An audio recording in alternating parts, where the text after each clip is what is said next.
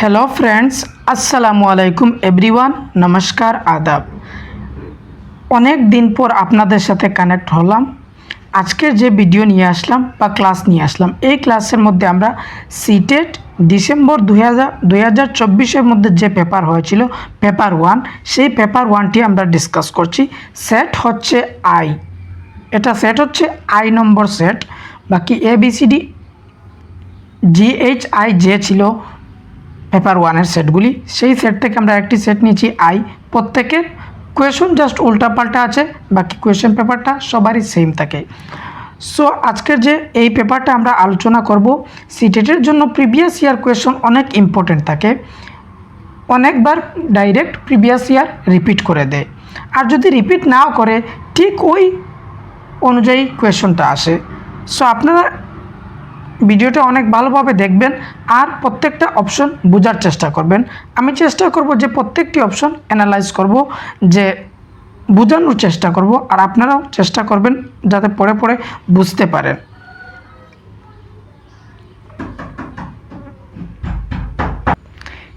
এই চ্যানেলের মধ্যে থেকে আপনারা সিটেট 2025 অগাস্ট হোক কিংবা ডিসেম্বরে হোক, CDP, বেঙ্গলি, ইংলিশ এই চ্যানেল থেকে আপনারা প্রিপারেশন করতে পারবেন। যদি ভালো লাগে ভিডিওটা তাহলে সাবস্ক্রাইব করবেন। আজকের যে CDPর প্রথম কোয়েশন সেটি হচ্ছে kinaesthetic learner perform through. Kinaesthetic লার্নাররা কীভাবে পারফর্ম করে? লার্নারের মধ্যে টাইপস আছে। টাইপসের মধ্যে হচ্ছে যেমন অডিটরি লার্নার, তারপরে হচ্ছে ভিজুয়াল লার্নার, তারপরে হচ্ছে কাইনেস্থেটিক লার্নার। মানে লার্নারের মধ্যে টাইপস আছে। অডিটরি লার্নার ওই ধরনের লার্নার যারা শুনে শুনে, যদি আপনি আপনার ফ্রেন্ডসকে বলেন যে আমার ভিডিও দেখতে দেখতে ভালো লাগে না, তুই আমাকে একটু এই জিনিসটা বুঝিয়ে দে, তখন বলা যাবে যে আপনি অডিও শুনে শুনে আপনি যদি কেউ বলে দেয় তাহলে আপনি ভালো করে বুঝতে পারেন। এই ধরনের লার্নারকে বলা হয় অডিটরি লার্নার। তারপর হচ্ছে ভিজুয়াল লার্নার। ভিজুয়াল লার্নার তারা যারা দেখে দেখে ভালো পায়, দেখে দেখে পড়া করতে বুঝে, জিনিসটা ভালোভাবে বুঝে, তাদেরকে বলা হয় ভিজুয়াল লার্নার। যেমন আপনি ভিডিও দেখে দেখে কিংবা পিকচার দেখে দেখে পড়তে ভালোবাসেন, তখন বলা যাবে আপনাকে ভিজুয়াল লার্নার। কাইনেস্থেটিক লার্নার তারা যারা অ্যাক্টিভিটি করতে ভালোবাসে, যেমন ডুইং, মানে কিছু করে করে শিখে, হাত নাড়াছাড়া যে একটি মেথড আছে না, total physical response, TPR method, ওই মেথডে বাচ্চারা করে করে শিখে। যেভাবে টিচার ইনস্ট্রাকশনগুলো দেবেন, যেভাবে তিনি একটা রাইমস পড়াবেন, হাত দিয়ে দেখাবেন কিংবা তার হাত পাগুলো নড়াচড়া করবেন, এই ধরনের লার্নাররা হচ্ছে কাইনেস্থেটিক লার্নার। সো এখানে আমাদের সঠিক অপশন হচ্ছে option number 4, doing and moving হচ্ছে কাইনেস্থেটিক লার্নারের একটা example. Next question number 2। According to Vygotsky theory,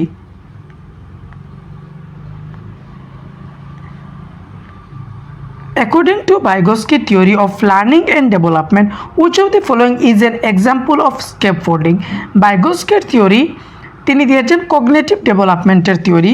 ওনার থিওরির নামটা হচ্ছে socio cultural approach. Vygotsky socio cultural approach, থিওরির নাম হচ্ছে সোশিও কালচারাল অ্যাপ্রোচ, আর তিনি দিয়েছেন কগনিটিভ ডেভেলপমেন্টের থিওরি। পিয়াজেও দিয়েছেন কগনিটিভ ডেভেলপমেন্টের থিওরি, কিন্তু Vygotsky থিওরিটির নাম হচ্ছে সোশিও কালচারাল অ্যাপ্রোচ। এই যে তিনি কিছু ইম্পর্টেন্ট টার্ম বলেছেন, স্ক্যাফোল্ডিং, ZPD, এইগুলি কিছু ইম্পর্টেন্ট টার্ম বলেছেন। স্ক্যাফোল্ডিংটা হচ্ছে টেম্পোরারি হেল্প। যদি আপনি একটা বাচ্চাকে কোনো কিছু করতে একটু হেল্প করেন, টেম্পোরারি হেল্প, এটা হচ্ছে স্ক্যাফোল্ডিং। ফর এক্সাম্পল, আপনি যে বাইক চালানো শিখেছিলেন, প্রথমে বাইক চালানো যখন শিখেছিলেন, শেখার সময় কেউ আপনাকে প্রথমে একটু হেল্প দেখিয়ে দিয়েছিল যে ওইভাবে বাইকটা চালাতে হয়, পিছনে একজন বসেছিল, এটা হচ্ছে স্ক্যাফোল্ডিংয়ের উদাহরণ। একটা বাচ্চা একটা ড্রয়িং করছে, আপনি তাকে একটু একটু করিয়ে দেখালেন, সেটা হচ্ছে স্ক্যাফোল্ডিং। একটা বাচ্চা যে কোনো একটা প্রবলেম সলভ করতে পারছে না, তখন আপনি কি করছেন, তাকে হাফ সলভ করেছেন, কিংবা কোনো কিছু বলছে তখন আপনি কিছু একটা হিন্ট দিয়েছেন, এই হিট বা হাফ সলভ এইগুলি হচ্ছে স্কেপ ফোল্ডিংয়ের উদাহরণ। সো এখানে স্কেপ ফোল্ডিংয়ের কোনটি অপশন হবে? Demonstrating a skill a student and then moving them master their own it. Demonstrate মানে হচ্ছে যেমন আপনি তাদেরকে কোনো একটা জিনিস করে দেখালেন। ফর এক্সাম্পল, একটা বোতলের ফেনা কিভাবে খুলতে হয়, এই খোলাটা আপনি করে দেখালেন, সেটা হচ্ছে ডেমনস্ট্রেশন। এই ডেমনস্ট্রেশনের সাথে স্কেপ ফোল্ডিংয়ের জড়িত নয়, এটা হবে না। নেক্সট হচ্ছে breaking a task down into smaller step and providing support as needed. যে টাস্কটা দিয়েছেন সেটা আপনি স্টেপে স্টেপে দিয়ে দিলেন, আর আপনি তাদেরকে সাপোর্ট করলেন, নিডেড যখন প্রয়োজন পড়ছে আপনি তাদেরকে সাপোর্ট করছেন। এটা হচ্ছে স্কেপ ফোল্ডিংয়ের উদাহরণ। অপশন 2টা হচ্ছে সঠিক। Providing a student with A grade for their work age motivation. তারা যে কাজগুলো করছে সেই কাজগুলো করার সাথে সাথে আপনি তাদেরকে গ্রেড দিচ্ছেন, মানে এ গ্রেড, বি গ্রেড এইভাবে করছেন। এইভাবে যে গ্রেড দেওয়া, এটা নেগেটিভ অপশন থাকে। কিছু পজিটিভ কিছু নেগেটিভ ওয়ার্ড থাকে। আপনারা যত কোয়েশন ভিডিও দেখবেন, দেখতে দেখতে আপনি অটোমেটিক বুঝে যাবেন যে এই জিনিসটা নেগেটিভ থাকে। এই যে গ্রেড, র্যাঙ্ক কিংবা ক্যাটাগরাইজেশন, এগুলি নেগেটিভ ওয়ার্ড থাকে, এটা হবে না। Providing a student with a reading assignment and ask them to answer question independently. আপনি তাদেরকে কী করছেন, অ্যাসাইনমেন্ট দিয়ে দিয়েছেন বা কিছু পড়ার জন্য দিয়ে দিয়েছেন, আর তারা ইন্ডিপেন্ডেন্টভাবে তারা আনসারগুলো করবে, এটা হবে না। স্কেপ ফোল্ডিংয়ের উদাহরণ হচ্ছে যেভাবে সাইকেল চড়ার সময় পিছিয়ে একজনে টেম্পোরারি হেল্প দেয়, ধরে ক্যারিয়ারের মধ্যে একটু ধরে, এটা হচ্ছে টেম্পোরারি হেল্প। নেক্সট কোয়েশন হচ্ছে question number 3। In the constructivist view, constructivist ভিউয়ের মধ্যে কি হবে সঠিক? কনস্ট্রাকটিভিস্ট হচ্ছে school of thought, psychologist school of thought. এই কনস্ট্রাকটিভিস্টের মধ্যে কিছু কিছু থিওরিস্ট আছেন, তারা পড়েন। অন্যটি হচ্ছে বিহেভিয়ারিস্ট। বিহেভিয়ারিস্ট একটি হচ্ছে সাইকোলজি স্কুল অফ থট। এই থটের মধ্যে আরও কয়েকজন থিওরিস্ট পড়েন। কনস্ট্রাকটিভিস্টের মধ্যে পড়েন ভাইগস্কি, তারপরে পিয়াজে, তারপরে জেরম ব্রুনার।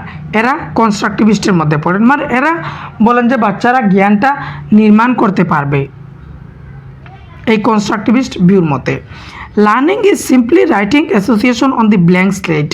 ব্ল্যাঙ্ক স্লেট এটা কখনো বলা যায় না। এটা অনেক আগে বলা যেত যে বাচ্চারা একটা খালি বর্তন, মানে তাদের মাথায় কিছু নেই, আপনি বলবেন, এটা হবে না। এই যে অপশন যেটা, এটা নেগেটিভ। ব্ল্যাঙ্ক স্লেট, কখনো একটা বাচ্চাকে ব্ল্যাঙ্ক স্লেট বলা যাবে না।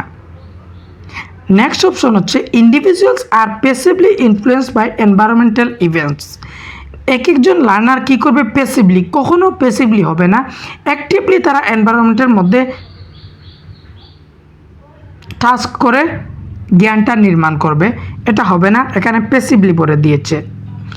Individual are conditioned to learn new behaviours. Condition লাগবে না। কন্ডিশন যখন স্কিনার কিংবা পেভলভ এই ধরনের যারা বিহেভিয়ারিস্ট আছে, তারা বলেন যে বাচ্চাদেরকে কন্ডিশন দেওয়া দরকার, এটা হবে না।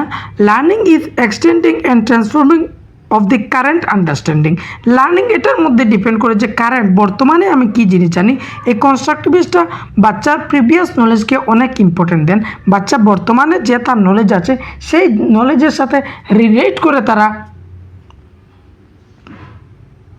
জ্ঞানটা নির্মাণ করবে। অপশন 4টা হচ্ছে সঠিক।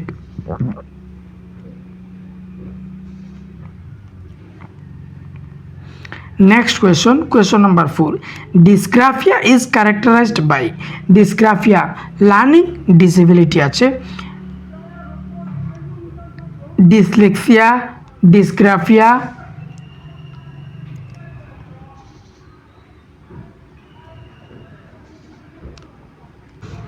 তারপরে ডিসক্যালকুলিয়া, এগুলি হচ্ছে লার্নিং ডিসেবিলিটি।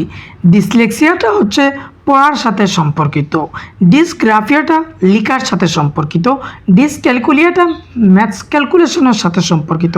এখানে আমাদেরকে ডিসগ্রাফিয়ার ক্যারেক্টার বলছে রিপিটেটিভ বিহেভিয়ার্স প্যাটার্নস। রিপিটেটিভ ব্যবহার করবে একজন অটিস্টিক বাচ্চা, মানে যার অটিজম থাকবে, এটা হচ্ছে একটা ডিসেবিলিটির মধ্যে পড়ে। ডিলেড মোটর স্কিল, এটা মোটর স্কিল বলতে যে fine motor skill, gross motor skill, এটার মধ্যে ডিলে হবে, এটা ডিসগ্রাফিয়ার উদাহরণ নয়। ডিফিকাল্টিস ইন রাইটিং, একটা বাচ্চার লিখতে অসুবিধা হচ্ছে, এটা হচ্ছে ডিসগ্রাফিয়া। অপশন 3টা হচ্ছে সঠিক option. Lack of reading fluency, lack of reading fluency হবে ডিসলেক্সিয়া বাচ্চার, এটা হবে না। অপশন 3টা হচ্ছে সঠিক। যখন দেখবেন যে লেখার সাথে সম্পর্কিত আছে তখন সেটা হবে ডিসগ্রাফিয়া। ডিসলেক্সিয়া যেটা আছে সেটা পড়ার সাথে সম্পর্কিত আর সাথে সাথে লেখার সাথেও সম্পর্কিত। একটা বাচ্চা যেমন বিকে ডি পড়ে আর ডিকে বি পড়ে, সকে ওয়াজ পড়ে আর ওয়াজকে স পড়ে, এইভাবে উল্টো পাল্টো করে নেয়, এটা হচ্ছে ডিসলেক্সিয়ার উদাহরণ। আপনারা এই ভিডিওর লাস্টে একটা সারপ্রাইজ পাবেন। ভিডিওটা শেষ হওয়ার সময় আমি আপনাদেরকে একটা সারপ্রাইজ বলে দেব। Next question number 5। Teacher should encourage boys of her class participate in sport while assessing art ডক্টরেন্ট টু গার্লস, অ্যাসারশন আর রিজনিং। যদি একটি আরেকটির সাথে ব্যাখ্যা করে তাহলে প্রথম অপশন হবে, বাকি আপনারা অপশনগুলো পড়ে নেই।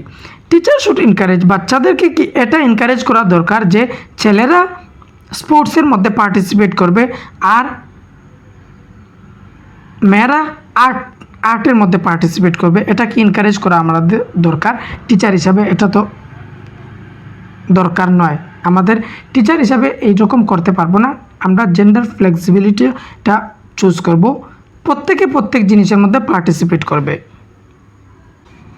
এটা হয়ে যাবে জেন্ডার স্টিরিওটাইপ, এটা ভুল। Children acquire gender rules primarily because of the underlying biological differences. Biological differences হচ্ছে জেন্ডার নয়, বায়োলজিক্যাল ডিফারেন্স হচ্ছে সেক্স, সেক্সটা হচ্ছে বায়োলজিক্যাল আর জেন্ডারটা হচ্ছে সোশিয়াল কনস্ট্রাক্ট। সো এখানে আমরা জেন্ডার স্টিরিওটাইপিং তর দেখলাম, আর রিজনের মধ্যে বললো যে এটা হচ্ছে বায়োলজিক্যাল জেন্ডারটা, না এটা নয়, এটাও ভুল। এখানে অপশন 3 যেটা আছে both A and R false, মানে অপশন 3টা সঠিক হবে কারণ দুটি ভুল। অপশন 1 যেটা আছে both A and R true, R is the correct explanation of A, মানে এ ঠিক আছে আর ঠিক আছে, আর আরটা ব্যাখ্যা করছে এর, তখন সেটা হবে এ সঠিক, অপশন 1টা। অপশন 2 হচ্ছে A is true but R is false, option A যেটা এটা সঠিক আছে আর আরটা ভুল আছে, এটা বোঝাচ্ছে। আর option 3 both A and R true and R is the correct explanation of A. Sorry, আমার অপশন 1টা বলতে ভুল হয়ে গেছে, মানে R is not correct explanation of A. R is not correct explanation of A মানে দুটি ঠিক আছে কিন্তু রিজনটা ব্যাখ্যা করছে না। অপশন 4 যেটা আছে সেটা বলছে যে অপশন এ অ্যান্ড আর দুটি কারেক্ট আছে আর একটি আরেকটির ব্যাখ্যা করছে, তখন অপশন 4। এই যেভাবে আমার এটা বলতে ভুল হয়েছিল ঠিক ওইভাবে আপনারও কোয়েশ্চন পেপার সলভ করতে ভুল হতে পারে। এই জিনিসটা আপনি যত প্র্যাকটিস করবেন এই জিনিসটা দূর হবে, কারণ শুধু দেখার যদি ভালো করে না দেখেন তাহলে মার্কসটা চলে যাবে। সিটির জন্য সবথেকে ইম্পর্টেন্ট হচ্ছে কোয়েশ্চন প্র্যাকটিস করা, কারণ বেশিরভাগ এই যে রিজন আরটা উপরে দিয়ে দেয় আর কোনো সময় নিচে দেয়, এইভাবে যে উল্টোপাল্টা করে দিয়েছে মানে আমাদেরকে হ্যাঙ্ক লাগানোর জন্য। Next question number 6। Inclusion needs to promoted through. Inclusion কীভাবে আপনি প্রমোট করবেন? ইনক্লুশন মানে আপনি প্রত্যেককে ইনক্লুড করেছেন, যেভাবে inclusive education, education for all, প্রত্যেক বাচ্চার জন্য এডুকেশন। একটা রেগুলার স্কুলের মধ্যে যে আমরা নর্মাল স্কুলের মধ্যে যে যাই বাচ্চারা আসা যাওয়া করে, এই নর্মাল স্কুল বা রেগুলার স্কুল, এই স্কুলের মধ্যে প্রত্যেক বাচ্চা পড়বে, চাহে সে একটা ডিসেবিলিটি হোক আর চাহে উইথাউট ডিসেবিলিটি হোক, সে একই রুমের মধ্যে একই ক্লাসের মধ্যে পড়বে, এক স্কুলের মধ্যে পড়বে প্রত্যেক বাচ্চা। সো কীভাবে প্রমোট করা যাবে? ফ্লেক্সিবল কারিকুলাম, অবশ্য কারিকুলামের মধ্যে লচিলাপন থাকা দরকার, 1টা ঠিক আছে। 2 হচ্ছে কোঅপারেটিভ লার্নিং। কোঅপারেটিভ লার্নিং মানে ক্লাসরুমের মধ্যে একটি বাচ্চা আরেকটি বাচ্চার সাথে কোঅপারেট করে, মানে একজন আরেকজনের কাছ থেকে শিখবে, এটা অবশ্য সঠিক আছে। সেগ্রিগেশন অ্যান্ড লেভেলিং, যদি আপনি বাচ্চাকে লেভেল করে দেন যে তুই কম পারস তুই বেশ পারস, সেগ্রিগেট করেন, আলাদা করে দেন, তাহলে ইনক্লুশনটা প্রমোট হবে না, অপশন 3টা হবে না। অ্যাক্সেসিবিলিটি অফ বিল্ডিং, যদি স্কুলের মধ্যে বিল্ডিং থাকে তাহলে আপনি একটা বাচ্চাকে, যদি একটা বাচ্চার লোকোমোটিভ ডিসেবিলিটি থাকে, মানে হাড্ডির সাথে কোনো ধরনের প্রবলেম থাকে, সে তো বিল্ডিংয়ের উপরের বিল্ডিংয়ের সেকেন্ড ফ্লোরে যাইতে পারবে না, তাই আপনি কী করবেন, ওই ক্লাসটা যাতে নিচের মধ্যে থাকে, এটা হচ্ছে accessibility of building. So option 3টা হবে না। যদি 3টা আমরা ক্যান্সেল করি, 4 ক্যান্সেল হয়ে যাবে, 3ও ক্যান্সেল হয়ে যাবে, 2ও ক্যান্সেল হয়ে যাবে। ক্যান্সেল করে আমাদের বার হলো অপশন 1টা হচ্ছে সঠিক। 1, 2 and 4 পজিটিভ অপশন, বাকি সেগ্রিগেশন অ্যান্ড লেভেলিং এটা negative word. Next question number 7. In order to cater to needs of students struggling with attention deficit hyper disorder, teacher should avoid. Teacher কি অ্যাভয়েড করবেন? একটা বাচ্চা আছে যার এডিএইচডি আছে। এডিএইচডি মানে একটা বাচ্চা এক জায়গার মধ্যে কিছু সময় বসতে পারে না, সব সময় কিছু না কিছু করতে থাকে, তার অ্যাটেনশনটা মজবুত থাকে না, মানে পড়ানোর সময় তার অ্যাটেনশন এত খেয়াল করতে পারে না, এই ধরনের বাচ্চাকে বলা হয় এডিএইচডি। সো এখানে এডিএইচডি বাচ্চার জন্য কী জিনিস অ্যাভয়েড করা দরকার? ইউজিং মাল্টি সেন্সরি ম্যাটেরিয়ালস, যে ম্যাটেরিয়ালসগুলো আছে সেগুলি যেন আপনি মাল্টি সেন্সরি, তার প্রত্যেক সেন্স দিয়ে সে দেখতে পারে। অবশ্য মাল্টি সেন্সরিটা অনেক পজিটিভ ওয়ার্ড, যে ম্যাটেরিয়ালগুলো থাকবে মাল্টি সেন্সরি থাকবে। Creating distraction and making noises, একটা বাচ্চার এডিএইচডি আছে, আপনি কি তার জন্য বাধা উৎপন্ন করবেন আর তার জন্য নয়েস তৈরি করবেন? না, একজন টিচার হিসাবে তো এটা কখনো দরকার নয়। সো আমাদের অ্যাভয়েড করা মানে নেগেটিভ অপশনটা খোঁজার ছিল। অপশন 2টা হচ্ছে negative option. Flexibility in curricular materials and instruction, যে ইনস্ট্রাকশনগুলো দেবেন ফ্লেক্সিবল থাকবে, কারিকুলামের যে ম্যাটেরিয়ালসগুলো থাকবে ফ্লেক্সিবল থাকবে। অবশ্য ফ্লেক্সিবিলিটি যেটা আছে অনেক positive word. Breaking the task into small and easily manageable parts, অবশ্য যে কোনো একটা টাস্ক যখন তাদেরকে দেবেন তখন তাদেরকে এই লম্বা টাস্কগুলো ছোটো ছোটো পার্টের মধ্যে ডিভাইড করে দেবেন এডিএইচডি বাচ্চার জন্য। যদি আপনি নোটস তৈরি করেন তাহলে এই এডিএইচডি দিয়ে যে 3টি অপশন পজিটিভ আছে এই পজিটিভ অপশনগুলো রেখে রাখবেন, কিংবা এই ভিডিওটা শেষ হওয়ার পর আপনি এই কোয়েশনটা আবার পড়বেন, নিজে নিজে অ্যানালাইজ করার চেষ্টা করবেন। সো অপশন 2টা হচ্ছে সঠিক, আমাদের নেগেটিভের দরকার ছিল। Next question number 8. According to Howard Gardner, while a scientist would exhibit high dash intelligence, a sculpture would have high intelligence. একজন সায়েন্টিস্টের আর একজন স্কাল্পচারের কী ধরনের ইন্টেলিজেন্স থাকবে? হাওয়ার্ড গার্ডেনার মাল্টিপল ইন্টেলিজেন্সের থিওরি দিয়েছেন। এই মাল্টিপল ইন্টেলিজেন্সের আরেক নাম বলা যায় মাল্টি ডাইমেনশনাল ইন্টেলিজেন্সের অনেক থিওরি দিয়েছেন অনেক ব্যক্তি, কিন্তু সব থেকে ফেমাস হয়েছে হাওয়ার্ড গার্ডেনার। এই হাওয়ার্ড গার্ডেনার থেকে প্রত্যেক বছর একটি না একটু কোয়েশন থাকেই থাকে।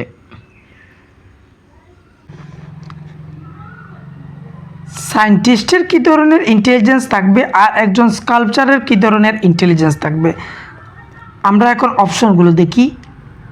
এটার মধ্যে অপশনের সাথে যেতে হবে, কারণ এটার মধ্যে একটু কি আছে দেখবেন। স্পেশাল ইন্টেলিজেন্স আর বডিলি কাইনেস্থেটিক ইন্টেলিজেন্স। সায়েন্টিস্টের ইন্টেলিজেন্স কখনো স্পেশাল ইন্টেলিজেন্স হবে না। স্পেশাল ইন্টেলিজেন্স যারা ভিজুয়াল ওয়ার্ল্ডটাকে অ্যাকুরেটলি করতে পারে, যে কোন জিনিস কোন জায়গার মধ্যে রাখলে দেখতে ভালো লাগবে, এই ধরনের যারা আছেন তারা স্পেশাল ইন্টেলিজেন্স বলা হয়। একজন স্কাল্পচারকেও স্পেশাল ইন্টেলিজেন্স বলা হয়, কিন্তু আমাদের প্রথমে সায়েন্টিস্টটা বের করতে লাগবে। এই স্পেশাল ইন্টেলিজেন্স সায়েন্টিস্টের হবে না, সায়েন্টিস্টের লজিক্যাল ইন্টেলিজেন্সটা থাকবে, যে লজিক ও ম্যাথমেটিক্যাল ইন্টেলিজেন্স যেটা আছে, যারা সায়েন্টিফিকভাবে প্রবলেম সলভ করতে পারে তাদেরকে লজিক ও ম্যাথমেটিক্যাল ইন্টেলিজেন্স বলা যেতে পারে।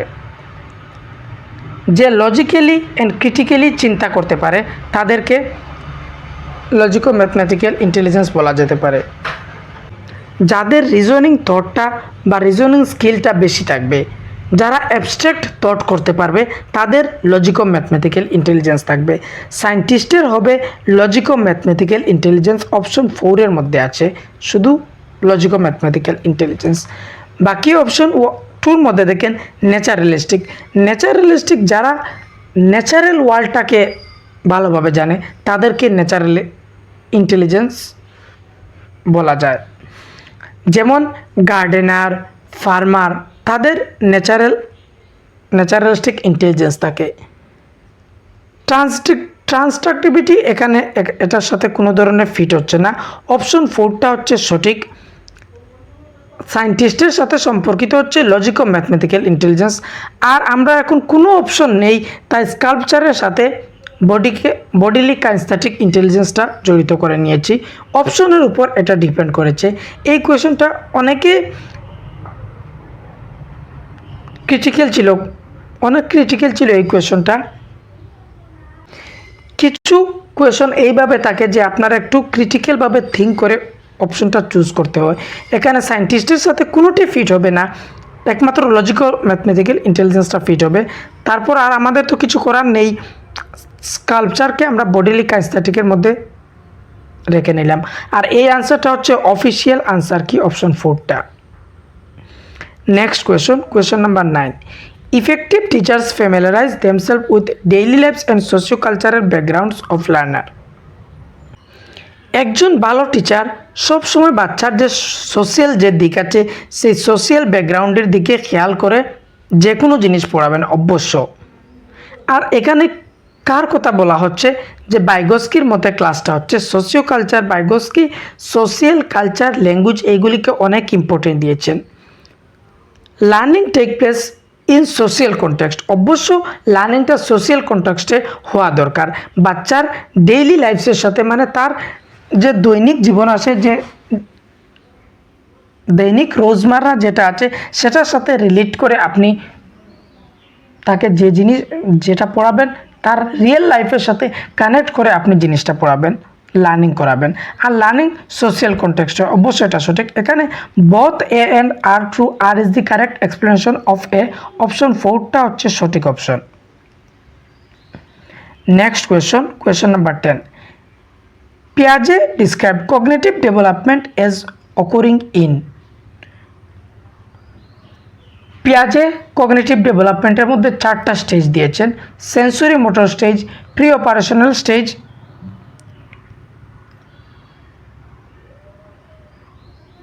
পিয়াজের 4টা স্টেজ দিয়েছেন। Sensory motor stage, pre operational stage, concrete operational stage, formal operational stage. এই 4টা স্টেজ পিয়াজে দিয়েছেন। 3 প্রগ্রেসিভ লেভেলস। পিয়াজে কি 3টা লেভেল দিয়েছেন? না, এটা হবে না। এ কন্টিনিউয়াম। পিয়াজে বলেছেন যে বাচ্চার যে ডেভেলপমেন্টটা থাকবে, বাচ্চার ডেভেলপমেন্টটা ডিসকন্টিনিউয়াস থাকবে। বাকি আপনারা ডেভেলপমেন্ট সবসময় জানবেন যে ডেভেলপমেন্ট কন্টিনিউয়াস থাকে, একমাত্র পিয়াজের কেসে বলবেন যে ডেভেলপমেন্টটা discontinuous.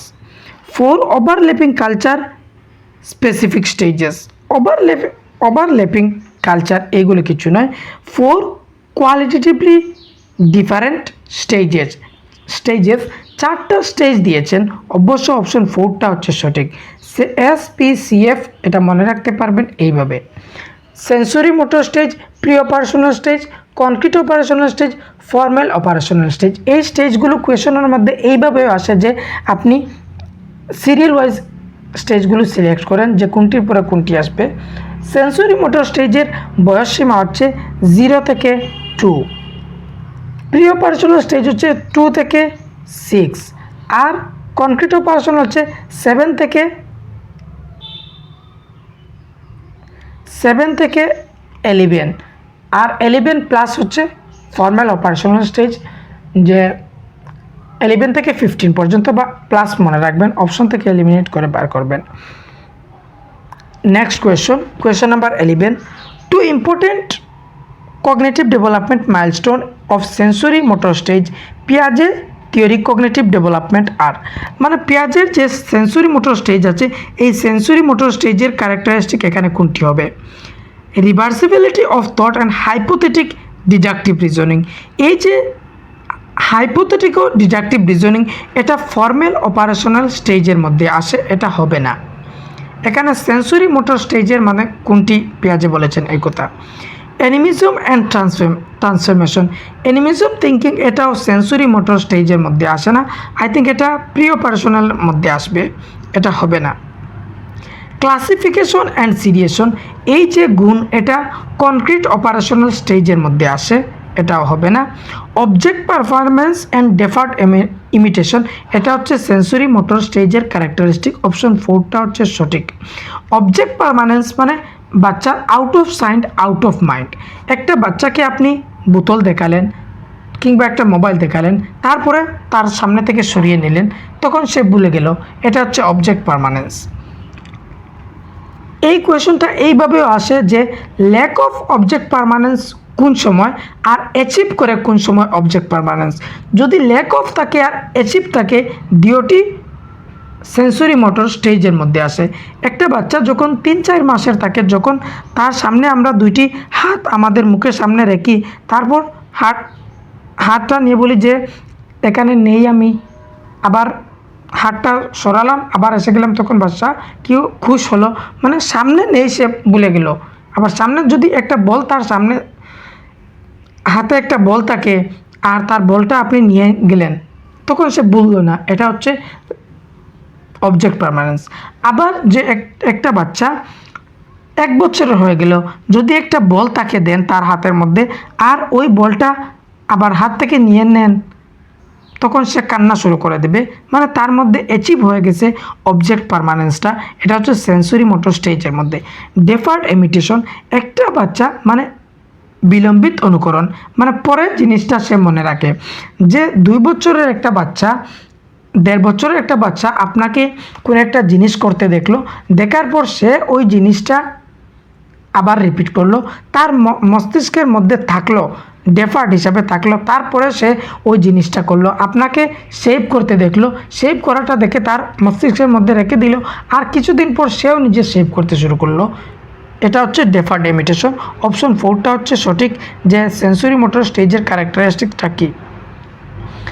Next question number 12, which of the following correctly describe extrinsic motivation? মোটিভেশনের টাইপস আছে ইন্ট্রিনসিক মোটিভেশন, এক্সট্রিনসিক মোটিভেশন। একটা হচ্ছে intrinsic,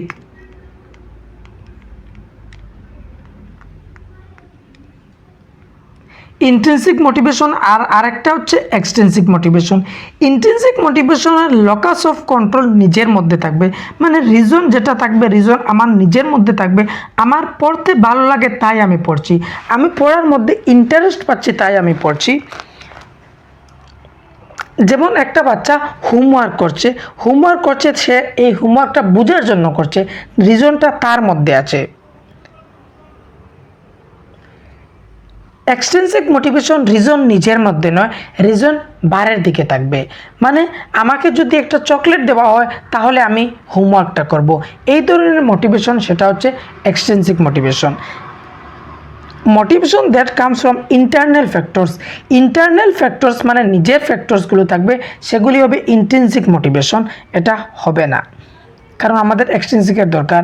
motivation that comes from environmental consequence, অবশ্য এনভায়রনমেন্টটা নিজের মধ্যে নয়, বাইরের দিক থেকে আছে, এটা হচ্ছে extrinsic motivation that comes from a sense of personal satisfaction, নিজের স্যাটিসফ্যাকশনের জন্য যেটা করব সেটা হবে intrinsic motivation that comes from personal enjoyment, নিজের এনজয়মেন্টের মধ্যে জন্য কাজ করছি, সেটাও ইন্ট্রিনসিক মোটিভেশন হবে, এটা হবে না। অপশন 2 যেটা আছে,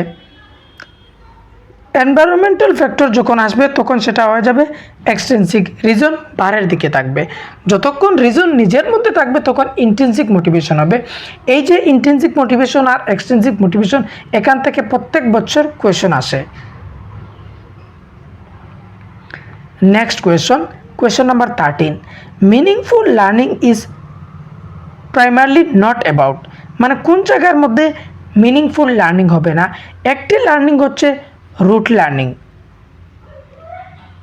একটি হচ্ছে রুট লার্নিং আর একটি হচ্ছে মিনিংফুল লার্নিং। রুট লার্নিংয়ের মধ্যে আপনি পড়াগুলো মুখস্থ করলেন, যা হোক কিছু হোক আপনি জাস্ট মুখস্থ করলেন, সেটা হচ্ছে meaningful rote learning. Meaningful learning যেগুলি আপনি জীবনের সাথে রিয়েল লাইফের সাথে কানেক্ট করে বুঝে শুনে পড়ছেন, সেটা হবে মিনিংফুল লার্নিং। ডেভেলপিং স্কিল অবশ্য মিনিংফুল লার্নিং হবে, স্কিলটাকে ডেভেলপ করছেন। আন্ডারস্ট্যান্ডিং দি কনসেপ্ট, যে কনসেপ্ট হচ্ছে সেই কনসেপ্টটা বোঝার জন্য চেষ্টা করছেন, অবশ্য মিনিংফুল লার্নিং হবে। কনস্ট্রাকশন অফ নলেজ, জ্ঞানটাকে নির্মাণ করছেন, কোনো জিনিস আপনি এক্সপ্লোর করছেন, অবশ্যই মিনিংফুল লার্নিং হবে।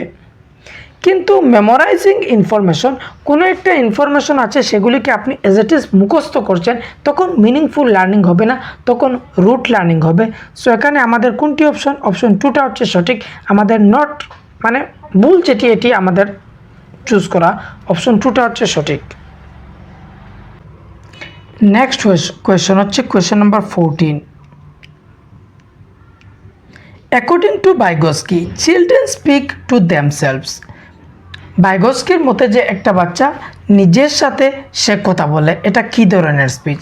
ভাইগস্কি 3 ধরনের স্পিচ দিয়েছেন: সোশিয়াল স্পিচ, প্রাইভেট স্পিচ,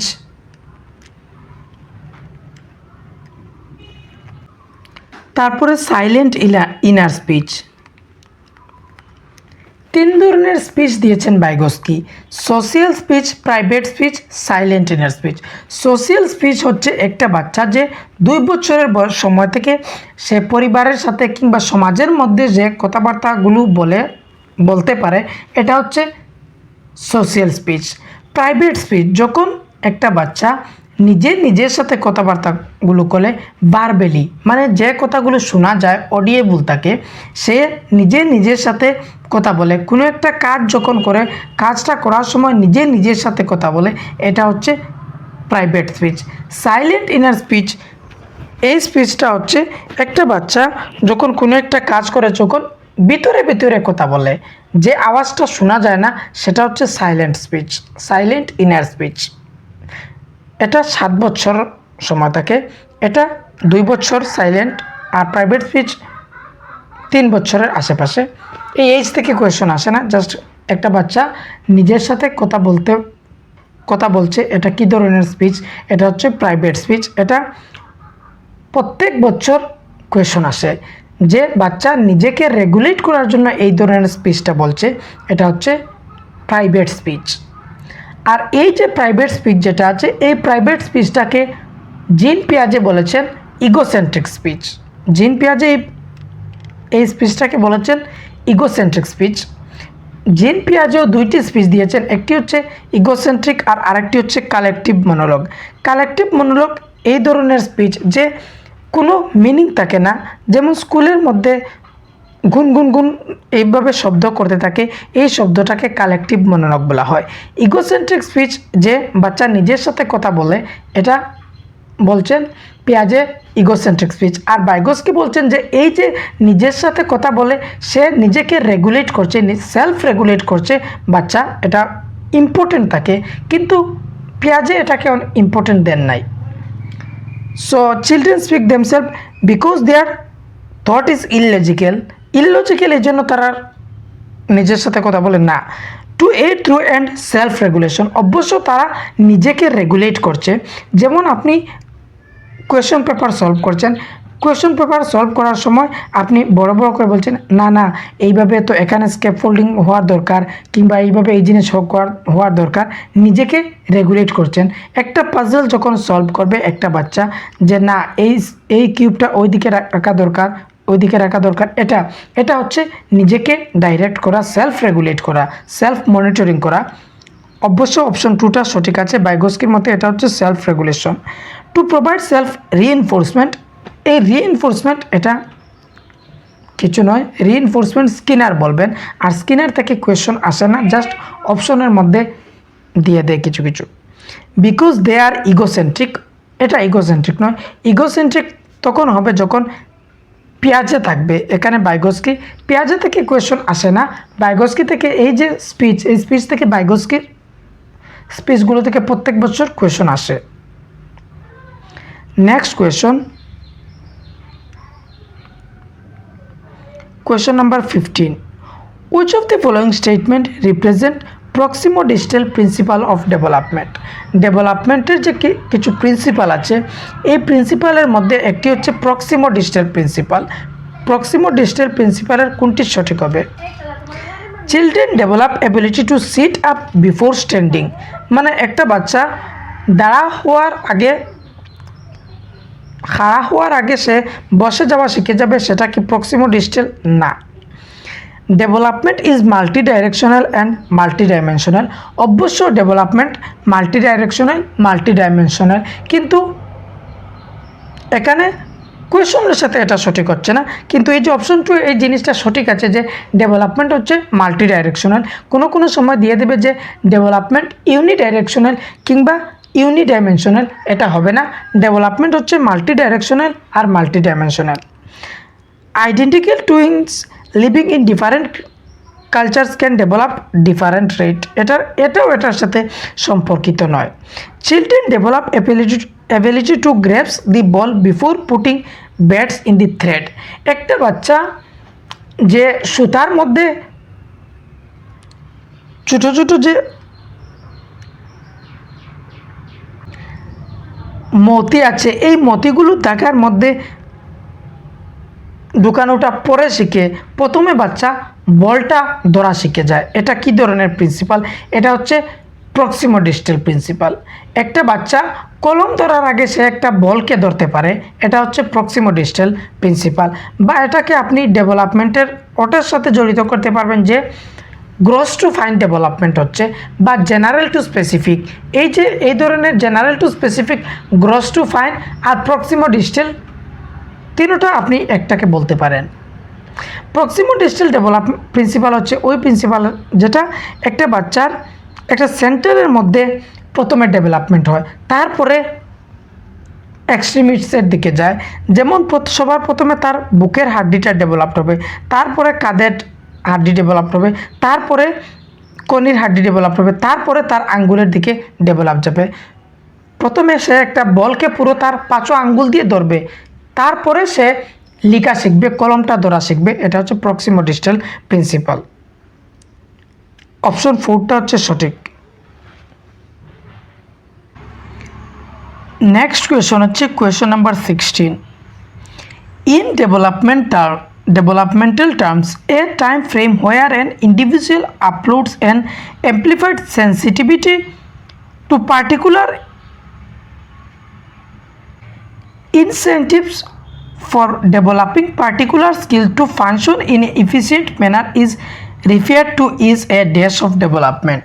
যে কোনো একটা ডেভেলপমেন্টের একটা পিরিয়ড থাকে, যেমন ইনফেন্সি। এই ইনফেন্সি পিরিয়ডটা অনেক ক্রিটিক্যাল পিরিয়ড, কারণ যদি ইনফেন্সির সময় একটা বাচ্চা হাত থেকে পড়ে যায়, তাহলে একটা বাচ্চার মাথার মধ্যে কোনো না কোনো জিনিস হয়ে যাবে, তার ভবিষ্যতের মধ্যে এই জিনিসটা রিপিট করবে, তার পুরো জীবনের মধ্যে এটা এফেক্ট করবে।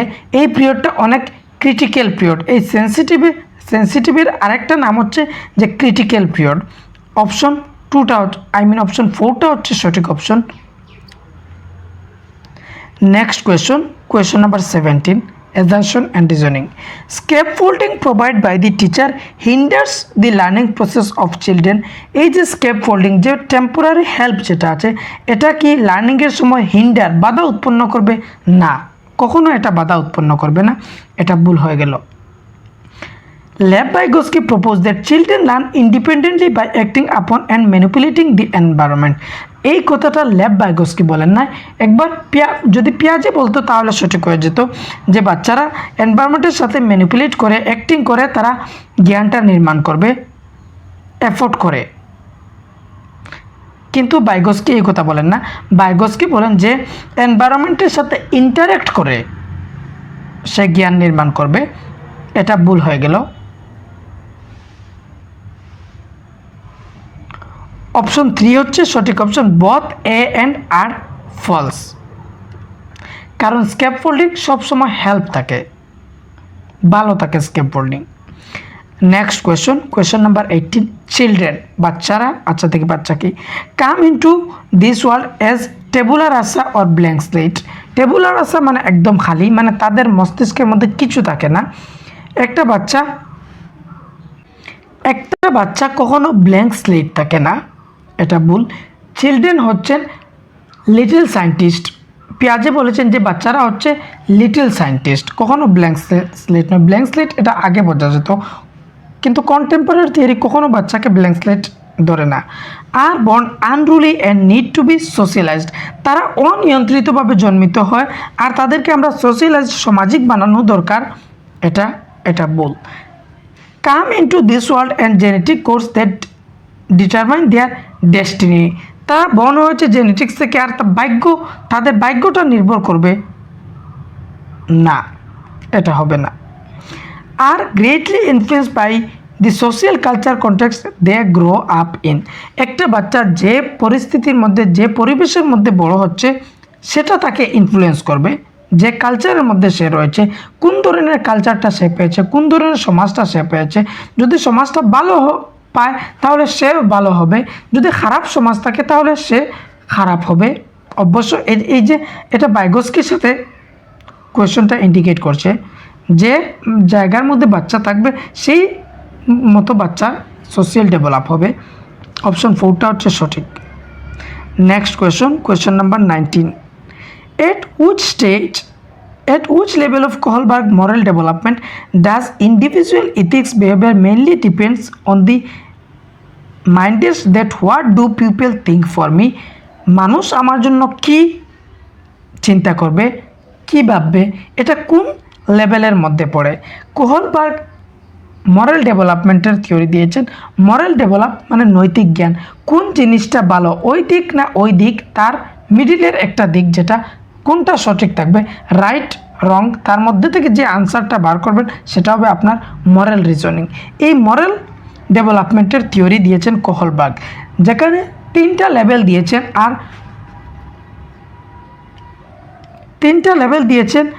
6 স্টেজ দিয়েছেন। এক একটি লেভেলের মধ্যে 2টি স্টেজ থাকে। যে 3টা লেভেল আছে, 3টা লেভেল হচ্ছে, একটা হচ্ছে প্রি কনভেনশনাল লেভেল 1, লেভেল 2 হচ্ছে কনভেনশনাল, আর লেভেল 3 হচ্ছে পোস্ট কনভেনশনাল। এই 3টা লেভেল, কোন লেভেলের মধ্যে বাচ্চা এটা মনে করবে যে মানুষ আমার জন্য কি চিন্তা করছে, এটা কনভেনশনাল লেভেলের মধ্যে চিন্তা করবে। অপশন 1টা হচ্ছে সঠিক অপশন। প্রি কনভেনশনাল লেভেলের মধ্যে এই ধরনের থাকবে যে একটা বাচ্চা কোনো জিনিস করছে পানিশমেন্ট কিংবা ওবিডিয়েন্ট থাকার জন্য। আর যে কনভেনশনাল এই লেভেলের মধ্যে একটা স্টেজ আছে যে গুড বয় গুড গার্ল, যে আমি কোনো জিনিস করি, যদি আমি করি তাহলে আমার মা আমাকে ভালো বলবে, আর যদি আমি করি না তাহলে আমাকে খারাপ বলবে। এই ধরনের যে মানুষ কি চিন্তা করবে, মা কি চিন্তা করবে, যদি হোমওয়ার্কটা করি তাহলে আমার বাবা আমাকে ভালো বলবেন, গুড বয় বলবেন। মানুষের চিন্তা সোশ্যাল জিনিসটা থাকবে, অ্যাকর্ডিং টু সোসাইটি বাচ্চা চলার চেষ্টা করবে কনভেনশনাল লেভেলের মধ্যে। কনভেনশনাল লেভেলের মধ্যে 2টা স্টেজ আছে, যে গুড বয় গুড গার্ল আর সোশ্যাল অর্ডার মেনটেনিং, মানে সোশ্যালের যে অর্ডারগুলো আছে সেগুলো ফলো করবে, সমাজের মধ্যে যে আদেশগুলো আছে সেগুলি ফলো করবে। Good boy good girl stage number 3 হচ্ছে বাচ্চা কোনো একটা জিনিস করবে যে তাকে গুড বয় বলা হয়, গুড গার্ল বলা হয়, এই জন্য করবে। এটা হচ্ছে কনভেনশনাল লেভেলের মধ্যে। অপশন 1টা হচ্ছে সঠিক। Next question number 20। Question number 20. Children below the age of 5-6 years should not be pressurized to write properly and within the lines. যে একটা লাইন্স থাকে, এই ধরনের যে লাইন্স থাকে, বাচ্চা প্রপার লাইনের মধ্যে এটা লিখতে পারে না, এই কথাটা বলছে। Children gain A control of fine motor skill from 5 to 6 years onwards, মানে 5-6 বছরের মধ্যে একটা বাচ্চার মধ্যে ফাইন মোটর স্কিলটা ডেভেলপ হয়। এটা আচ্ছা, এই কোয়েশনের মধ্যে আনসার কির মতে অপশন 4টা সঠিক, যে 2টি কারেক্ট হচ্ছে আর রিজনটাও সঠিক আছে, কিন্তু এটা জিনিস দেখেন অনেক বাচ্চারা আছে 5-6 বছরের আগে ABCDগুলো প্রপারভাবে লিখতে পারে, ইন্ডিভিজুয়াল ডিফারেন্স থাকে। আর এটা আনসার কি অনুযায়ী অপশন 4টা সঠিক, যে 5-6 বছরের একটা বাচ্চা পুরো লাইনের মধ্যে লিখতে পারে না। 5-6 বছর হতে হতে ফাইন মোটর স্কিল একটা বাচ্চার আস্তে আস্তে 5-6 বছর লেগে যায়। আমার ঘরে আমার একটি ভাগ্নি আছে, তার বয়স হচ্ছে 2 বছর পুরো হয় না, আই থিঙ্ক 2 বছর হয়ে যাবে। 2 বছর কিন্তু এই আমার ভাগ্নিটি প্রপারভাবে এ লিখতে পারে কিংবা বল লিখতে পারে, অনেক সুন্দর মতে কলম ধরাটাও শিখে গিয়েছে, অনেক সুন্দর করে বল আঁকতে পারে, তার মধ্যে ফাইন মোটর স্কিলটা এসে গিয়েছে। এটা হচ্ছে ইন্ডিভিজুয়াল ডিফারেন্স। আর এই কোয়েশন বলছে যে 5-6 ইয়ার্স না হলে তারা প্রপারভাবে লিখতে পারে না, এটার মধ্যে মতভেদ ধরে নিতে পারেন। বাকি এটা অফিসিয়াল আনসার কি অনুযায়ী অপশন 4টা হচ্ছে সঠিক। Next question number 21, teacher should distance themselves from student and place primary responsibility for learning on they only. বাচ্চাদের থেকে টিচার ডিস্টেন্স রাখবেন, দূরত্ব রাখবেন, যাতে তারা নিজে নিজে লার্নিং করে, কখনো এটা হবে না। Learning take place effectively in authoritative rather than democratic environment. Learning authoritative environment, এই ধরনের এনভায়রনমেন্ট যে টিচারের কন্ট্রোলের মধ্যে সব কিছু থাকবে, বাচ্চাদের কন্ট্রোল থাকবে না, টিচার সব কিছু কন্ট্রোল করে রাখবেন, অথরিটেটিভ ক্লাসরুমের দরকার নয়, এটা হবে না। এটা অপশন 3টা সঠিক হচ্ছে, both A and R false. Next question number 22, mastery oriented learners typically attribute success to dash and failure to. mastery oriented learning এর গোল আছে 3 ধরনের লার্নিং গোল, 3টা গোল আছে যে কোনো একটা জিনিস অ্যাচিভ করার, অ্যাচিভমেন্ট ওরিয়েন্টেশন কিংবা লার্নিং গোলের 3টা গোল আছে। একটা হচ্ছে মাস্টারি ওরিয়েন্টেশন, আরেকটা হচ্ছে ফেইলার অ্যাভয়েডেন্স, আর আরেকটি হচ্ছে পারফরমেন্স অ্যাভয়েডেন্স। মাস্টারি ওরিয়েন্টেশন একটা বাচ্চা যে সাবজেক্টটা পড়ছে মাস্টার হওয়ার জন্য পড়ছে, যেভাবে যে ইন্টেন্সিভ মোটিভেশন আছে ঠিক ওইভাবে মাস্টারি ওরিয়েন্টেশন মধ্যে মানে আমি যা পড়ছি আমি শেখার জন্য পড়ছি, চাই রেজাল্টটা যা কিছু হোক সেটা আমার ম্যাটার করবে না, আমি পড়বো শিখবো জিনিসটা, সেটা হচ্ছে মাস্টারি ওরিয়েন্টেশন। তারপরে হচ্ছে ফেইলার অ্যাভয়েডেন্স। ফেইলার অ্যাভয়েডেন্স মানে জাস্ট আমি পরীক্ষার মধ্যে পাস করে নেই, এই ধরনের গোল যেটা, সেটা হচ্ছে ফেইলার অ্যাভয়েডেন্স। পারফরমেন্স অ্যাপ্রোচ গোল সেটা হচ্ছে, বা পারফরমেন্স গোল সেটা যে কোনোভাবে হোক আমার ফার্স্ট ডিভিশনটা লাগবে কিংবা আমার সেকেন্ড ডিভিশনটা লাগবে, আমার ওই পারফরমেন্সটা অ্যাচিভ করতে লাগবে, এটা হচ্ছে পারফরমেন্স গোল। 3 ধরনের, মাস্টারি ওরিয়েন্টেশন, ফেইলার অ্যাভয়েডেন্স আর পারফরমেন্স অ্যাপ্রোচ। মাস্টারের মধ্যে আমি জিনিসটা ভালোভাবে শেখার জন্য পড়বো, আর ফেইলারের মধ্যে জাস্ট ফেল থেকে বাঁচার জন্য পড়বো, পারফরমেন্সের মধ্যে যে কোনোভাবে হোক আমার ফার্স্ট ডিভিশনটা লাগবে এটা। সো এখানে কোয়েশ্চন হচ্ছে মাস্টারি ওরিয়েন্টেড লার্নার্স কী ধরনের হবে, অ্যাবিলিটি টু এফোর্ট অবশ্য, আর ফেইলার টু হবে ইনসাফিসিয়েন্ট এফোর্ট। একজন মাস্টারি ওরিয়েন্টেড বাচ্চা কি করবে, যে সাকসেস যদি আসে আমার এফোর্টের জন্য আসবে, যদি আমি মেহনত করি, যতটুকু আমি মেহনত করতে পারবো আমি মেহনত করব, এটা হচ্ছে মাস্টারি অ্যাট্রিবিউটেড লার্নার। আর ফেইলার ইনসাফিসিয়েন্ট এফোর্ট মানে আমি মেহনত করছি না, তার জন্য আমি পরীক্ষার মধ্যে ফেল করলাম। যদি আমি এই সিটেটের মধ্যে ফেল করেছি 1 বার কিংবা 2 বার, যতবার হোক আর 5 বার হোক, মানে আমি মেহনত করছি না তাই আমি ফেল করছি, রিজনটা আমার মধ্যে দেব যদি আমি মাস্টারি ওরিয়েন্টেড লার্নার হই। আর যদি আমি ফেল করি আমি এই কথাটা বলবো যে আমি এতটুকু এফোর্ট করলাম না, মানে যতটুকু এফোর্ট করার, যতটুকু মেহনত করার আমি মেহনতটা করছি না তাই আমি ফেল করেছি, এটা হচ্ছে সঠিক অপশন 1, বাকিগুলো বল। Next question number 23, challenges in social communication are evident in. একটা বাচ্চা সমাজের মধ্যে গিয়ে কথাবার্তা বলতে চ্যালেঞ্জ ফেস করছে, এটা কি ধরনের বাচ্চা? লার্নিং ডিসেবিলিটি হলে তার ডিসলেক্সিয়া, ডিসক্যালকুলিয়া, ডিসগ্রাফিয়া এইগুলো হবে, এটা হবে না। অ্যাটেনশন ডেফিসিট হাইপার অর্ডার, যে বাচ্চার এক জায়গার মধ্যে মনোযোগ দিতে পারে না, এক জায়গায় কিছু সময় বসতে পারে না, এটা। সেরিব্রাল প্যালসি, এটা থেকে কিছু কোয়েশন আসে না। অটিজম স্পেকট্রাম ডিসঅর্ডার, এই যে অটিজম একটা বাচ্চা, এই অটিজমের বাচ্চা সোশ্যাল কমিউনিকেশনটা ভালোভাবে করতে পারে না, সমাজের সাথে গিয়ে কথাবার্তা বলতে পারে না, 4-5 গ্রুপের মধ্যে কথা বলতে পারে না, এটা অপশন 4টা হচ্ছে সঠিক। Next question number 24. Children often come up with their own explanation of events around them on being proved as to why does it rain. Sia says, God was tired of carrying the buckets of water in his soldier. Such explanation, একটা বাচ্চা এই কথাটা বলছে যে god কি করছেন, একটা bucket নিয়ে আছেন,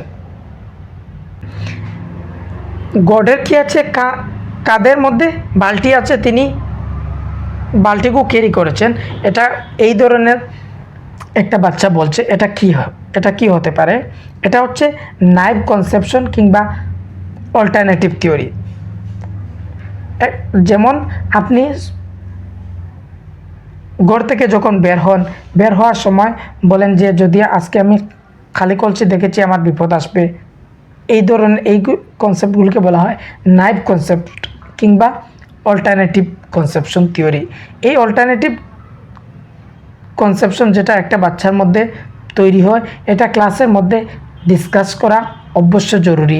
যদি সে ওই বিষয়ের মধ্যে ডিসকাস করে তাহলে সে জিনিসটা বুঝতে পারবে যে এটা সঠিক নয়। এটা যেমন একটা বাচ্চা মনে করে যে আমি যখন হাঁটি সূর্যটা আমার সাথে সাথে হাঁটে, আমি যখন হাঁটি এই জায়গা থেকে ওই জায়গায় যাই আসমানটাও আমার সাথে সাথে হাঁটে, এই জিনিসটা হচ্ছে নাইভ কনসেপশন কিংবা অল্টারনেট কনসেপশন। অপশন 1 হচ্ছে indicate the children have naive understanding rooted in the cultural concept which they try to understand events.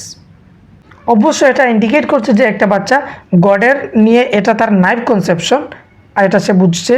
Option 1টা হচ্ছে সঠিক।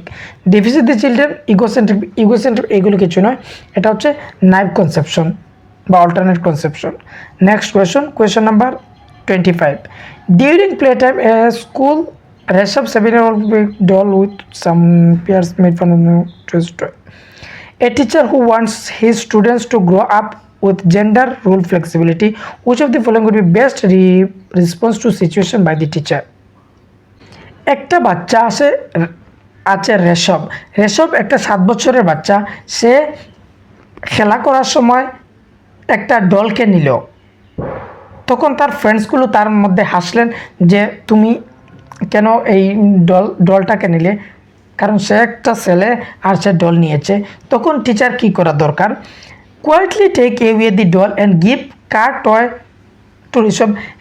টিচার কি করবেন? বাচ্চাকে এটা রাখার জন্য বলবেন আর তাকে একটা কার দিয়ে দেবেন। এটা হবে না। Talk to Rishabh that dolls R suitable for girls and boys should not play with dolls. একজন টিচার হিসাবে আপনার এই ধরনের করা দরকার যে মেয়েরা শুধু ডল দিয়ে খেলা করবে আর ছেলেরা কি করবে? কার দিয়ে খেলা করবে। না, এটা হবে না। Tell Rishabh that he should play with something else because his friend won't approve him playing with doll. Teacher হিসাবে আপনার এটা বলা দরকার যে তোমার ফ্রেন্ডস বলছে খেলবে না, তুমি এটা খেলো না, অন্য কিছু খেলো। না, এটা বলবে না। Let Rishabh play with doll and tell other children that they can also choose any toy of their choice. অবশ্য একজন টিচার ঋষভকে বলতে পারেন যে তুমি ডল দিয়ে খেলতে পারো, তুমি তোমার নিজের চয়েসে তুমি খেলতে পারো। অপশন 4টা হচ্ছে সঠিক। Next question number 26. In order to help students to become good problem solver, a teacher should emphasis on the practice of. একটা বাচ্চাকে একটা ভালো প্রবলেম সলভার বানানোর জন্য টিচার কিসের উপর জোর দিতে পারেন? Creating only on the particular piece of information related to the problem. এই যে অনলি ওয়ার্ড আছে, এই অনলি ওয়ার্ডটা নেগেটিভ। যখন অনলি আসবে এই সেন্টেন্সটা নেগেটিভ মনে করবে। শুধু আপনি পার্টিকুলার পিস অফ ইনফরমেশন যদিও, তাহলে একটা প্রবলেমের একটা সলিউশন না হবে না। একটা প্রবলেম যখন আসে আমাদের ডাইভার্জেন্টভাবে সলিউশন করতে লাগে, এই ধরনের এনকারেজ করা ঠিক নয়। Focusing on information that confirms existing belief and preconceptions, approach problem in a particular fixed situation নয়, breaking large complex problems into smaller manageable problems. অবশ্য যে প্রবলেমটা আসছে সে জটিল প্রবলেম হোক না কেন, যাতে স্মলার ছোটো করে সে প্রবলেমটা দেখে, ছোটো করে প্রথমে আইডেন্টিফাই করে যে প্রবলেম কোথা থেকে আসলো, এইভাবে পার্ট করে মিনস অ্যান্ড অ্যানালাইসিস করে প্রবলেমটা সলভ করে টিচার এইভাবে তাকে প্র্যাকটিস করাতে পারেন।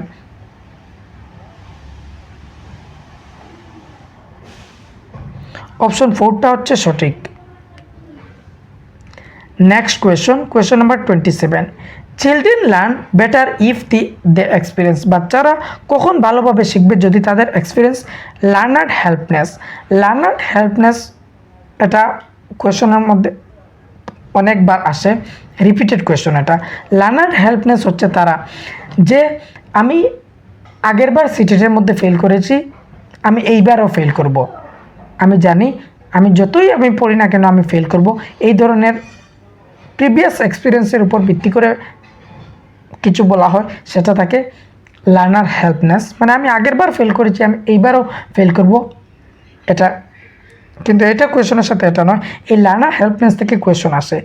লো লেভেল অফ অ্যালার্টনেস ডিগনিটি অ্যাক্টিভিটির সাথে এটা এক্সপিরিয়েন্স নয়। Moderate level of excitement to learn, যে কোনো জিনিসের মধ্যে আমার হাই লেভেল কিংবা লো লেভেল এই ধরনের হবে না, মডারেট থাকবে। আমার যে এক্সাইটমেন্ট সেটা মডারেট রাখা দরকার। অপশন 3টা হচ্ছে সঠিক। যদি আমার হাই লেভেল থাকে কিংবা লো ফিয়ার এই ধরনের পজিটিভ থাকে না, মানে আমার মডারেটভাবে থাকতে হবে। আমি পাস করব, এত এক্সাইটমেন্ট বেশি আর এত এক্সাইটমেন্ট কম এই ধরনের রাখা দরকার নয়। যখন মডারেটভাবে এক্সাইটমেন্টটা থাকবে তখন ভালোভাবে শেখা যাবে। Next question number 28, Lawrence Kohlberg কি আর্গু করেছেন? There are gender differences moral reasoning, gender difference এটা আর্গু করেছেন না। Moral development in children occurs in continuous manner, there are cultural difference এটা নয়। Moral development occurs progressively in stage. Option 4 হচ্ছে সঠিক। Progressively মানে বেহতরি, ভালো হবে। এক স্টেজের মধ্যে যখন একটা বাচ্চা যাবে তখন তার মোরাল ডেভেলপমেন্টটা আরও ডেভেলপ হবে, আরও ভালো হবে। যেমন একটা বাচ্চা প্রি কনভেনশনাল লেভেলের মধ্যে যদি থাকে, আর যখন আবার পোস্ট কনভেনশনাল লেভেলের মধ্যে যাবে তখন তার মোরাল ডেভেলপমেন্টটা একটু বেশি হবে। যদি আপনি যখন 10 বছর ছিল আপনার, তখন আপনি একটা ডিসিশন নিয়েছিলেন, আর এখন আপনি 25 বছরের আছেন, এখন ডিসিশন নেবেন, কোন জিনিসটা আপনার 10 বছরের আগের ডিসিশনটা ভালো থাকবে না, যদি 25 বছর পর যে ডিসিশনটা নেবেন সেটা ভালো থাকবে। মানে বয়সের সাথে আমাদের ডেভেলপ হবে আলটিমেটলি, এই কথাই। স্টেজে আমাদের মরাল নৈতিক জ্ঞানটা ডেভেলপ হবে। অপশন 4 হচ্ছে সঠিক। Next question number 29, teachers should use multisensory materials to cater needs student in an inclusive classroom. অবশ্যই ইনক্লুসিভ ক্লাসরুমের মধ্যে মাল্টিসেন্সরি ম্যাটেরিয়ালস ইউজ করা দরকার। পিকচার, ইলাস্ট্রেশন কিংবা বাচ্চারা মানে প্রত্যেক মাল্টি সেন্সগুলো ইনভলভ করতে পারে, এটা সঠিক আছে। Inclusive classroom should adopt standardised of curriculum materials as well as assessment strategies. Assessment যে স্ট্র্যাটেজিসগুলো থাকবে কিংবা কারিকুলারগুলো থাকবে, কারিকুলামের মধ্যে যে ম্যাটেরিয়ালসগুলো থাকবে স্ট্যান্ডার্ডাইজ থাকবে। স্ট্যান্ডার্ডাইজেশন নয়, ফ্লেক্সিবল থাকা দরকার। এই অপশন রিজনটা ভুল আর অ্যাসারশনটা সঠিক। A is true but R is false. Option 2টা হচ্ছে সঠিক। Next question number 30, according to Jean পিয়াজে, a child who is unable to understand the logic behind simple mathematical reverse such as 4 plus 5 9 and 9 minus 5 is because of perceptual সেন্ট্রেশন, সেন্ট্রেশন বাচ্চার যে কোনো একটা জিনিসের দিকে এক দিকটা খেয়াল আছে, তখন সেটা হচ্ছে সেন্ট্রেশন। এটা নয়। অ্যানিমিজম থিঙ্কিং, এটাও নয়। অ্যানিমিজম থিঙ্কিং হচ্ছে বা অ্যানিমিস্টিক থিঙ্কিং হচ্ছে একটা বাচ্চা নন লিভিং থিংকে লিভিং থিং ভাবে। একটা যদি টেবিল থাকে, এই টেবিল তাকে মন করবে এই জিনিসেরও জান আছে। যদি টেবিলের মধ্যে তার পাও হাত কিছু লাগে, দুঃখ পেয়ে যায়, তখন টেবিলকে 2-3টা থাপ্পড় মারার পর তার জানার মধ্যে খুশি হবে। এই ধরনের থিঙ্কিংটা হচ্ছে অ্যানিমিজম থিঙ্কিং। ইগোসেন্ট্রিজম হচ্ছে তখন যখন একটা বাচ্চা বলবে আমার চকলেটটা লাগবেই লাগবে, তাকে চকলেটটা এনে দিতেই লাগবে, তখন সেটা হবে ইগোসেন্ট্রিজম। এটা হবে না। এটার সঠিক অপশন হচ্ছে অপশন 3, ইররিভার্সিবিলিটি।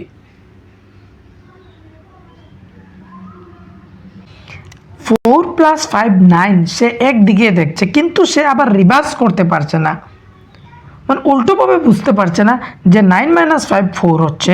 এটা হচ্ছে ইররিভার্সিবিলিটি। একটা বাচ্চাকে আপনি স্কুলের মধ্যে একটি রোডে নিয়ে গেলেন, যাওয়ার সময় আপনি তাকে ঘর থেকে বের হলেন, তারপরে একটি রোডে চললেন, তারপরে আরেকটি রোডে চললেন, তারপরে আরেকটি রোডে চললেন, এইভাবে ঘুরোফিরো করে তাকে স্কুলে নিয়ে দিয়ে আসলেন। তারপরে আপনি বললেন যে তুমি এখন স্কুলের মধ্যে, স্কুল থেকে বাড়ির মধ্যে তুমি নিজে নিজে আসবে, তখন বাচ্চা বলবে যে আমি বাড়িতে যেতে পারবো না, আমি জিনিসটা ভুলে গেছি। সে রিভার্স করতে পারবে না। এটা হচ্ছে ইররিভার্সিবিলিটি। আর রিভার্সিবিলিটি একটা আছে যে স্কুল থেকে সে যদি ঘরের মধ্যে এসে যেতে পারে, তাহলে তার মধ্যে রিভার্সিবলটা এসে গেছে।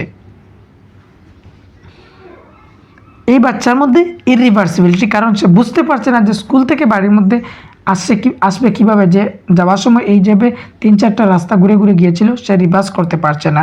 ঠিক ওইভাবে এটা 4 + 5 9 আর 9 - 5 4, এটা সে রিভার্স করতে পারছে না। অপশন 3টা হচ্ছে সঠিক। সো এখানে আমাদের যে ডিসেম্বর 2024-এর পেপার ছিল, পেপার 1-এর সিডিপি পেপার, এটা কমপ্লিট হলো। আপনাদের যে বলছিলাম যে সারপ্রাইজ আছে, সারপ্রাইজ হচ্ছে সেটা সিডিপির নোটস আমি তৈরি করছি, প্রায় 1.5 মান্থ হয়ে গিয়েছে আমি সিডিপির নোটস তৈরি করছি। এক একটি অপশন, প্রত্যেকটি পেপার অ্যানালাইজ করে করে অনেক আমার মেহনত লাগছে নোটসটা তৈরি করার জন্য। আমি আপনাদেরকে যখন নোটিফিকেশন আসবে, নোটিফিকেশনের কিছুদিন পর আমি আপনাদেরকে নোটসটা প্রোভাইড করে দেব। আমি লিখা চলছে আমার নোটসটা, যখন কমপ্লিট হয়ে যাব তখন আমি দিয়ে দিতে পারি টেলিগ্রামের মধ্যে। ডিসক্রিপশনের মধ্যে টেলিগ্রামের লিঙ্ক দেওয়া থাকবে, আপনারা জয়েন হয়ে যাবেন। আর বাংলার পেডাগজি জন্য আপনি অন্য কোনো দিক থেকে নোটস খরিদবেন না। আমি আগেরবার বাংলা পেডাগজি নোটস ফ্রিতে দিয়েছিলাম, কিন্তু ফ্রির মধ্যে মানে কিছু কিছু জিনিস কম ছিল না। আমি ম্যারাথন দিয়েছিলাম, কিন্তু ম্যারাথনের মধ্যে যে ম্যারাথন বাংলা পেডাগজি ম্যারাথন দিয়েছিলাম, সেই ম্যারাথনের নোটসটা আমি ফ্রিতে দিয়ে দিয়েছিলাম। এতদিন আমি আপনাদের সাথে কানেক্ট ছিলাম না, মানে কোনো ভিডিও আপলোড করেছিলাম না, তাই আপনাদেরকে এই জিনিসটা বলতে পারলাম না। আজকে বলছি আপনাদেরকে। এর আগের বার যে আমি বাংলা পেডাগজির প্রিপারেশন করাচ্ছিলাম ইউটিউবের মধ্যে, লাস্টে একটা ম্যারাথন দিয়েছিলাম। ম্যারাথনের মধ্যে পুরো থিওরিটা আমি কমপ্লিট করেছিলাম। তারপর ওই পিডিএফটা আমি কী করেছিলাম, টেলিগ্রামের মধ্যে ফ্রি দিয়েছিলাম। কিন্তু ওই নোটসটা আমার, ওই যে পিডিএফ, ওই নোটসটা আরেকজন ইউটিউবার আছে, নিশ্চয় আপনারা বুঝতে পারছেন, আমি নামটা নিচ্ছি না। ওই নোটসটা তিনি কি করেছেন, আমার হ্যান্ড রিটেন ছিল, হ্যান্ড রিটেন নোটসটা তিনি টাইপ করেছেন, টাইপ করে তিনি ওই নোটসটা বিক্রি করেছেন। মানে আমি ফ্রিতে দিয়েছি কিন্তু উনি বিক্রি করেছেন। তারপরে আমি যখন, যেদিন এক্সাম হলো সিটেটের, এক্সাম হওয়ার পর তিনি ওই যে পিডিএফ যেটা ছিল, ওই পিডিএফটাকে স্ক্রিনশট করে ওনার কমিউনিটির মধ্যে পোস্ট করেছেন যে আমার পিডিএফ থেকে 99% কমন আসছে। তারপরে আমি ওই পোস্টটা দেখলাম, দেখার পর বুঝতে পারলাম যে উনি আমার পিডিএফটা নিশ্চয় তিনি অন্যদেরকে বিক্রি করেছেন, কিন্তু আমি পিডিএফটা ফ্রিতে দিয়েছিলাম। পিডিএফটা আমি ওইভাবে তৈরি করেছিলাম।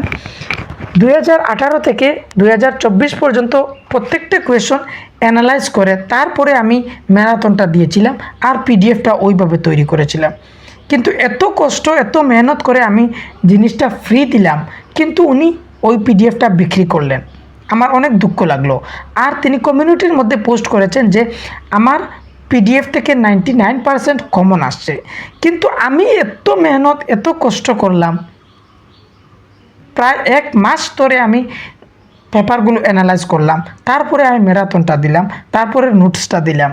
1 মাসের মেহনত, আমার দিন রাতের মেহনত, কিন্তু উনি পোস্ট করেছেন যে 99% কমন আমার পিডিএফ থেকে আসছে। আর পিডিএফটা হচ্ছে আমার পিডিএফ, অরিজিনাল আমার পিডিএফ, আর উনি কমেন্ট করছেন, দেখে অনেক দুঃখ লাগলো। তারপরে আমি হোয়াটসঅ্যাপের মধ্যে আমার গ্রুপের মধ্যে বললাম, তারা অনেকে বলছে যে এটা সঠিক।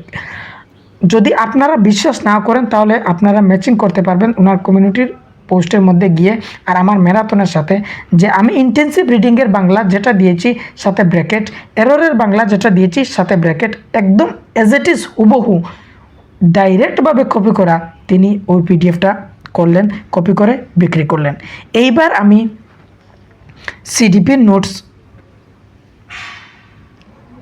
তৈরি করছি, প্রায় 1.5 মান্থ অলরেডি আমার লেগে গিয়েছে, আর আবও অনেক সময় লাগবে। যখন আমার কমপ্লিট হয়ে যাবে আমি দিয়ে দিব ফ্রিতে। আমি জানি সব থেকে সিডিপি লেটস লার্ন থেকে ভালো আর কোনো জিনিস হতে পারে না, বাট তারপরেও আমি বলছি, কারণ এক একটা অপশন আমি অ্যানালাইজ করে প্রত্যেকটা টপিকের নিচে আমি লিখে দিয়েছি। যেমন ডিসলেক্সিয়া, এই ডিসলেক্সিয়া থেকে যেভাবে কোয়েশনের মধ্যে কোয়েশন থেকে বুঝলে আমরা বেশি ভালোভাবে বুঝতে পারি। শুধু যদি থিওরি দেখে নেই তাহলে আমরা বোঝা হয় না, কোয়েশন ইম্পর্টেন্ট থাকে। তাই আমি ওইভাবে নোটসটা তৈরি করছি যে আপনি বুঝতে অনেক সুবিধা পাবেন। হ্যান্ড রিটেন আমি ফ্রিতে প্রোভাইড করব। আপনারা অবশ্য সিটেটের জন্য লেটস লার্নকে ফলো করবেন, আর এই চ্যানেলটাকে যদি বা হিন্দি বুঝতে একটু অসুবিধা হয় তাহলে এই চ্যানেলটাকে ফলো করবেন। আমি সিটিপি সিলেবাস কমপ্লিট করাবো, পিওএকিসগুলো কমপ্লিট করাবো বাংলা মিডিয়ামে। সিডিপির যখন নোটসটা তৈরি হয়ে যাবে তখন আমি সিডিপির একটা কমপ্লিট থিওরি দেব। যতটি থিওরি আছে সিডিপির, সেই থিওরিগুলি আমি বাংলা মিডিয়ামে ইউটিউবের মধ্যে কমপ্লিট থিওরি দেব। এখন আসি আমরা বাংলার মধ্যে। বাংলার জন্য কোনো আমি নোটস তৈরি করছি বাংলায়। বাংলা আর ইংলিশ ল্যাঙ্গুয়েজের সিলেবাসটা সেম থাকে। যদি আপনি ইংলিশ পড়েন আপনার বাংলা হবে, আর বাংলা যদি পড়েন ইংলিশ হবে। আপনার আদার ল্যাঙ্গুয়েজও হতে পারে, ল্যাঙ্গুয়েজের সিলেবাসটা সেম থাকে। আমি ল্যাঙ্গুয়েজের নোটস তৈরি করছি বাইল্যাঙ্গুয়ালি, ইংলিশ আর বাংলা দুটি মিলিয়ে তৈরি করছি। এই নোটসটা তৈরি করার পর আমি এই বছর পেইড দেব, মানে তার রেস রাখবো আমি 50 রুপিস, অনলি 50 রুপিস রাখবো। যদি আপনারা বাই করতে চান আমার সাথে কন্ট্যাক্ট করবেন। আমি নেক্সট ভিডিওগুলোর মধ্যে যদি নোটসটা তৈরি হয়ে যায় তাহলে নাম্বারটা দিয়ে দেব। মানে নোটস কালেক্ট আপনারা যখন বাংলার জন্য প্রিপারেশন করবেন তখন প্রথমে ইউটিউবের মধ্যে সার্চ করবেন আদার চ্যানেলগুলো দেখবেন। দেখার পর মানে চেক করবেন কোন টিচার সব থেকে ভালো। আমার প্রিভিয়াস ভিডিও, অন্যের প্রিভিয়াস ভিডিও আছে, ওই ভিডিওগুলো দেখবেন, কে ভালো বুঝাচ্ছে তার চ্যানেলটা ফলো করবেন যে কোনো একজনের। আমি প্রিপারেশন ওইভাবে বাংলা করাবো যে একদম বেসিক থেকে কোয়েশন আনবো। অন্যরা যে 2023-এর কোয়েশন একদিন, আর 2013-র কোয়েশন একদিন, আর 2018-র একদিন, এইভাবে নয়, একটি সিকোয়েন্সে কোয়েশনগুলি দেব, বেসিক থেকে অ্যাডভান্সের দিকে যাব। যদি বাংলার প্রিপারেশন করতে চান এই চ্যানেলটাকে অবশ্যই সাবস্ক্রাইব করে রাখবেন। যদি ভিডিওটা ভালো লাগে লাইক করতে বলবেন না। আপনার যদি ফ্রেন্ডস থাকে তাহলে তাদেরকে ভিডিওটা শেয়ার করবেন যে এখানে বাংলায় প্রিপারেশন করানো হবে। সিডিপির প্রিভিয়াস ইয়ারগুলো আমি বাংলায় আলোচনা করব। আর এই ভিডিওটা কীরকম হলো আপনারা কমেন্টের মধ্যে জানাবেন। যদি কোনো অসুবিধাও থাকে তাহলেও জানাবেন, আমি ইমপ্রুভ করতে পারবো। সো ধন্যবাদ আপনাদেরকে।